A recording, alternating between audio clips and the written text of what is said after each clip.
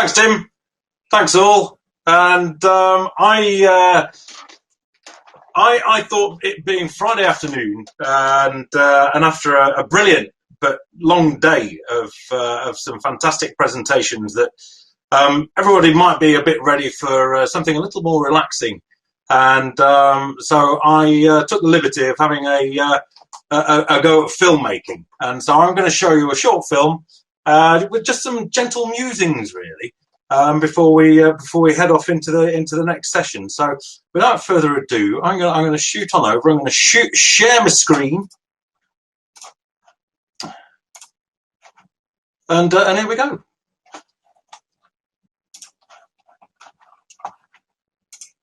He says.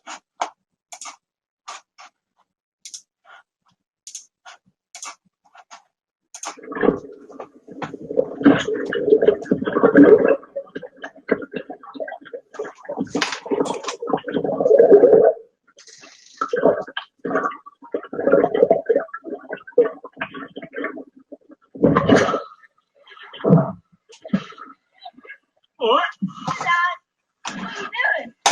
You know, they're filming. What? Tell me. That's all I get it.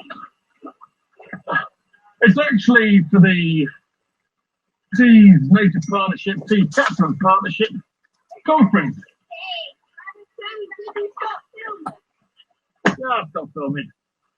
So, what do rivers do for you? They're really good. Bud, what more do you want? Goggles. They're pretty for the rock. Let's have a look.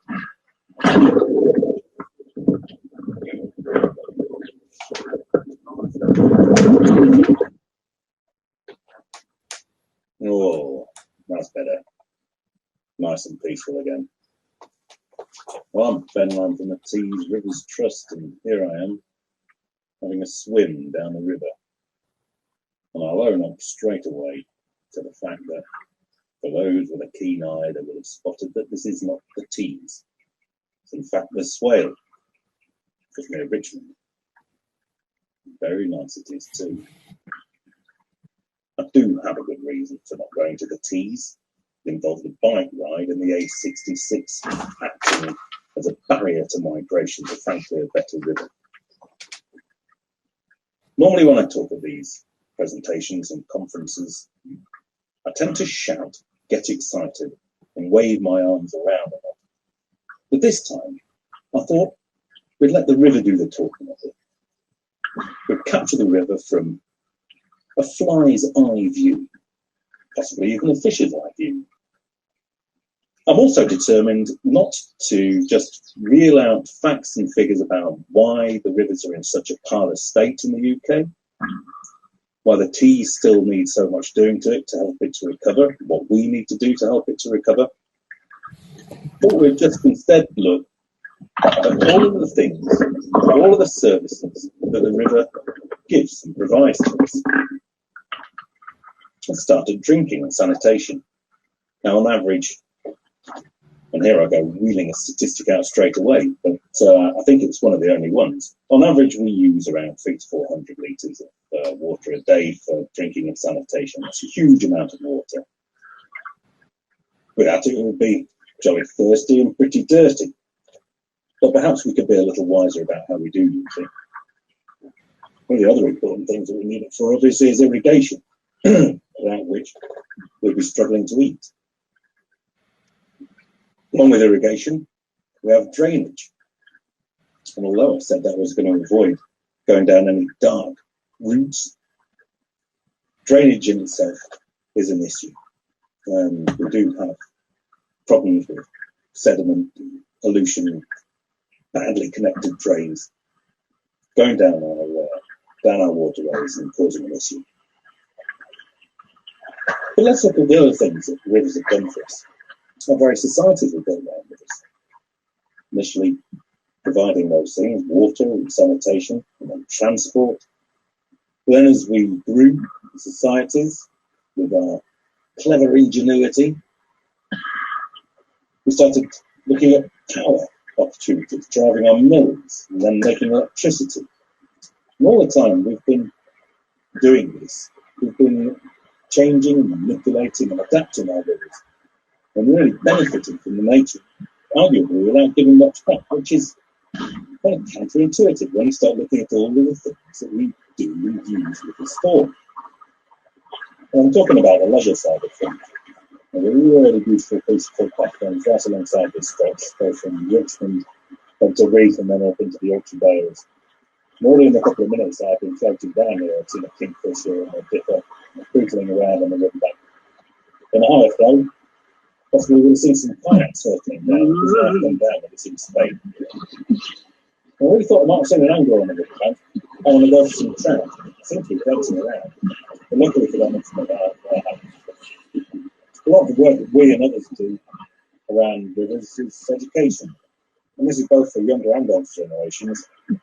And it's such an important part of getting people involved with their local waterway. Because once people start seeing what life there is, and there does tend to be life wherever you're looking at a river, unless it's completely and utterly broken.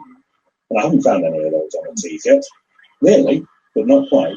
But once you start people getting involved and having a look under rocks, they find fly life, more likely than not fish life, and people suddenly start twigging that there's something more interesting to a beck or a river than just seeing it flow past, and that there's a huge amount to be learned from rivers. And for schools, it's a great resource because it's an outdoor classroom. Just needs some facilitation in getting them down there, and that's cheap and easy enough.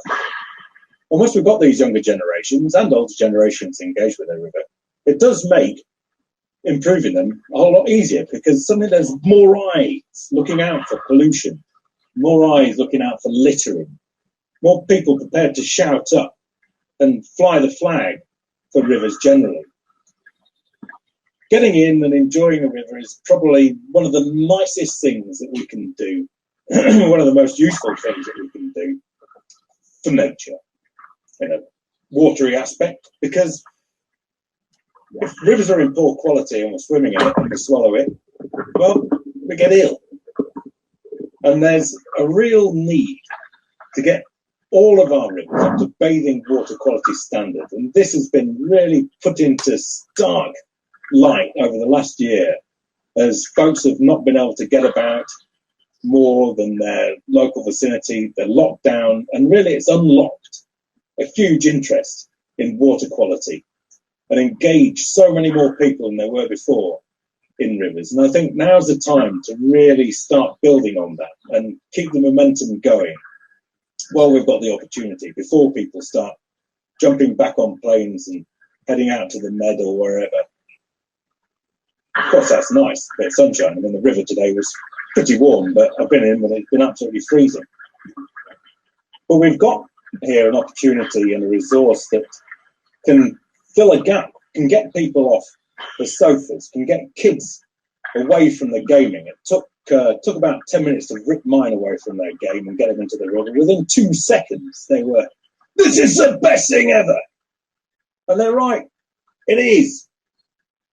But there is a challenge, and the challenge is getting rivers more accessible, getting nature more accessible, getting more people included. And I think that's one of the biggest challenges that we face. But with an opportunity like this and a resource like this, it does make that challenge a little bit easier. But let's try and join the dots. I hope you've enjoyed this float down the river. I have. And I hope to see you on the riverbank soon. Enjoy the rest of the conference. Toodaloo.